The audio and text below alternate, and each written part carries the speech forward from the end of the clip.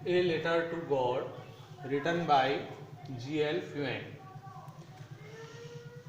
यह कहानी एक ऐसे किसान की है जो कि एक संपूर्ण घाटी में अकेले निवास करता है। खेत में उसकी जो फसल है वह लगभग तैयार है। सिर्फ उसको एक बारिश की आवश्यकता है ताकि वह फसल अच्छी से हो सके, उसके जो दाने हैं, उसके जो बीज हैं वह ढंग से पुष्ट हो सके। तो पूरे दिन भर लेंचो नामक वह किसान आसमान की तरफ नजर डालता है। तो उसकी पत्नी तब उसे आवाज लगाती है कि खाना तैयार है और आप खाने के लिए आ जाइए। उसका जो बड़ा लड़का है वह उसके साथ खेती में लगा हुआ है, जबकि छोटे लड़के बाहर खेल रहे हैं। और वह पत्नी, उसकी जो पत्नी है वह ऊपर की ओर देखते हुए जो किसान है उससे कहती है कि वह क्यों इस प्रकार से ऊपर को टकटकी लगाकर देख रहा है। तो वह कहता है कि शायद अब भगवान हम पर मेहरबान हो और बारिश हो। तो जैसे वह खाना खाने को बैठते हैं तो तभी ऊपर से बादल मंडराते हुए आते हैं और अचानक ही तेज बारिश शुरू होती है। तो लेंचो ऐसे ही घर से अंदर से बाहर को निकलता है। वह बारिश की बूंदों का अपने शरीर पर एहसास महसूस करना चाहता है। तो वह खुशी से अंदर जाता है और अपनी पत्नी से कहता है कि इस बार जो हमारी फसल होगी वो बहुत अच्छी होगी। तो थोड़ी देर पश्चात तेज हवा चलने लगती है और वह जो बारिश की बूंदें हैं वह ओले में परिवर्तित हो जाती है।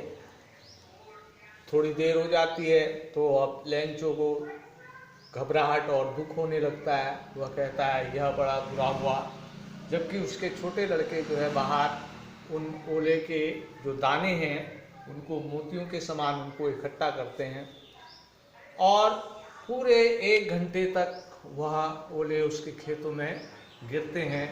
संपूर्ण घाटी सफ़ेद हो जाती है और उसकी जो फसल है वह बिल्कुल ही तबाह हो जाती है और उसका खेत ऐसा ही दिखाई देता है जैसे कि पूरा नमक उसके खेतों में भर दिया गया हो।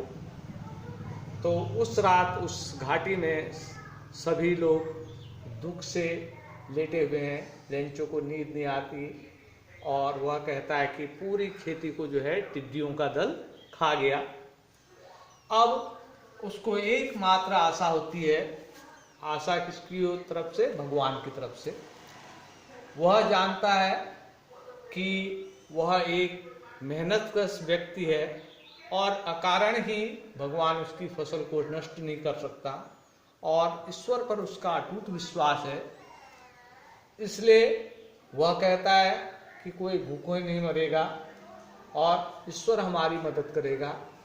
अगली सुबह वह उठते ही पोस्ट ऑफिस जाता है और एक पत्र भगवान के नाम पर लिखता है, जिसमें वह कहता है कि भगवान अगली फसल आने तक और बीज के लिए मुझे 100 पीसोस की आवश्यकता है और क्योंकि मेरा परिवार जिंदा रह सके और हम अगली फसल आने तक जीवित रह सके।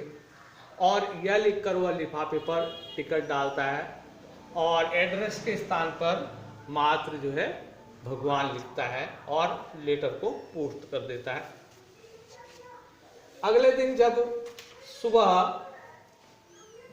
पोस्टमैन उन पत्रों को निकालता है तो उसकी नज़र उस पत्र पर पड़ती है तो बड़ा आश्चर्यचकित भी होता है और वह जोर जोर से हंसने लगता है कि उसने अपने जीवन में कभी भी इस प्रकार का कोई एड्रेस नहीं देखा था कि भगवान से भी कोई पत्र व्यवहार कर सकता है। तो वह पत्र लेकर पोस्ट मास्टर के पास जाता है और पोस्ट मास्टर भी एक मजाकिया व्यक्ति है और वह जब पत्र के एड्रेस को देखता है तो वह भी जोर जोर से हंसने लगता है। अब अचानक ही पोस्ट मास्टर की जो हंसी है वह गंभीरता में बदल जाती है। वह कहता है, इतना विश्वास, कि एक व्यक्ति में इतना विश्वास कैसे हो सकता है? वह सीधे ही भगवान से जो है पत्र व्यवहार कर रहा है। तो वह कहता है इस व्यक्ति की मदद की जाए। तो जब वह मदद करने की ठानता है तो वह पत्र को खोलता है, और पत्र को खोलने के बाद उसे पता चलता है कि मात्र जो है सहानुभूति से काम नहीं चलेगा, बल्कि 100 पैसे भी जो है उसके लिए भेजने पड़ेंगे। पर कितना पैसा जुटाने में वह असमर्थ होता है। वह अपने मित्रों से, अपने स्टाफ से और कुछ चंदा करके और अपनी सैलरी का कुछ हिस्सा देकर वो पैसे इकट्ठा करता है। इस प्रकार 70 पिसोस इकट्ठा हो पाते हैं, और वह उन 70 पिसोस को उस लिफाफे में डालता है और लेंचो के एड्रेस पर वह चिट्ठी पोस्ट कर देता है। अगले दिन सुबह जल्दी ही लेंचो जो है पोस्ट ऑफिस आता है और पूछता है कि क्या उसके लिए कोई पत्र है। तो जो पोस्टमैन है वह पत्र स्वयं उसको अपने हाथों से पकड़ाता है, और लेंचो जो है एक किनारे ले जाकर वह पत्र खोलता है। जब वो पैसों की गिनती करता है तो वह देखता है कि उसमें मात्र 70 पिसोस हैं। तो वह आश्चर्यचकित होता है और साथ में आग बबूला भी होता है, क्योंकि उसका ईश्वर पर विश्वास है। वह कहता है कि भगवान मेरे को जो है मेरे जो पैसे मैंने डिमांड की है वह देने से मना नहीं कर सकता, क्योंकि उसने उतनी ही जरूरत जितनी अपनी जरूरत है उसी के हिसाब से पैसे मांगे हैं। तब वह शक जाहिर करता है कि शायद पोस्ट ऑफिस के किसी कर्मचारी ने ही यह पैसे चुरा लिए हैं।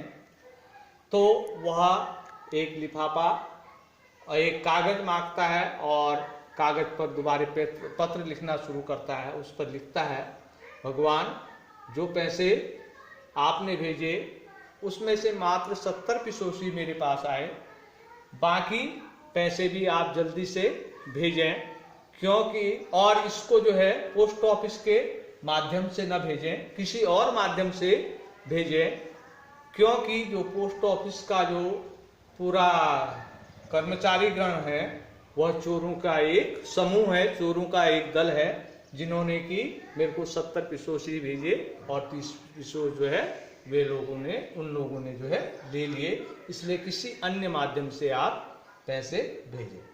और यह इस पाठ का सारांश है। साथ में यह कुछ डिफिकल्ट वर्ड हैं, आप लोग इसको अपनी डायरी पर, अपने नोटबुक पर नोट कर लें। धन्यवाद।